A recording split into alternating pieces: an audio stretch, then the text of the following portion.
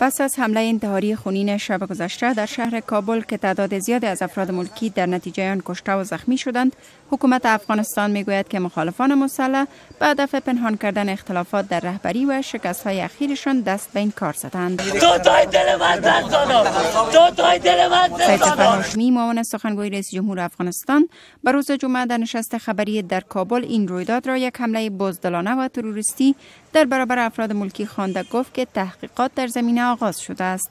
حمله شب گذشته یک حمله بزدلانه و تروریستی علیه غیر نظامیان بود که هدف آن انحراف توجه از کشیدگی و درزی ایجاد شده میان رهبری گروه طالبان می باشد و همچنان شکست گروه‌های تروریستی و دهشت‌افکن در نقاط مختلف افغانستان.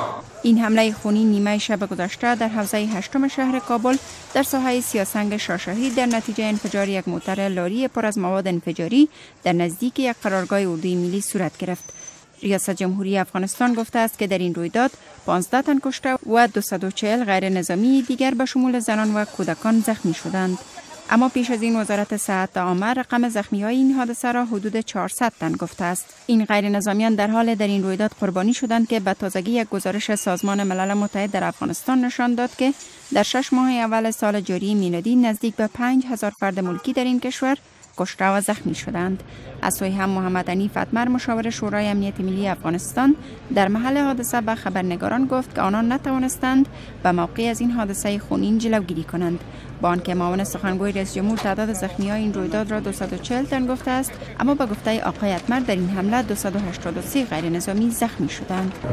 ډیر متاسف یو چې د دې حادثې هم په وخت سره مخنیوي ونه شوی، اما ډیر د سینور حوادث و چې د هغوی سره مخنیوي شوی دی. اما دا یوه انتحاري وحشیانه حمله وه چې د خورا زیاتو منفجره موادو څخه یې کار اخیستی وی. زموږ 15 کسه هیوادوال تر اوسه پورې ریپورټونه راغلي چې شهیدان سوي دي.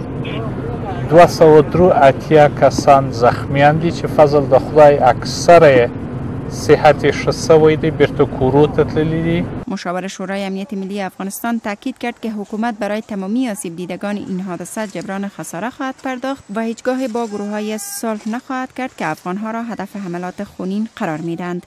تاکنون هیچ گروه مسئولیت این رویداد را که گفته می شود وقوع آن در شهر کابل بی پیشینه بوده به عهده نگرفته است.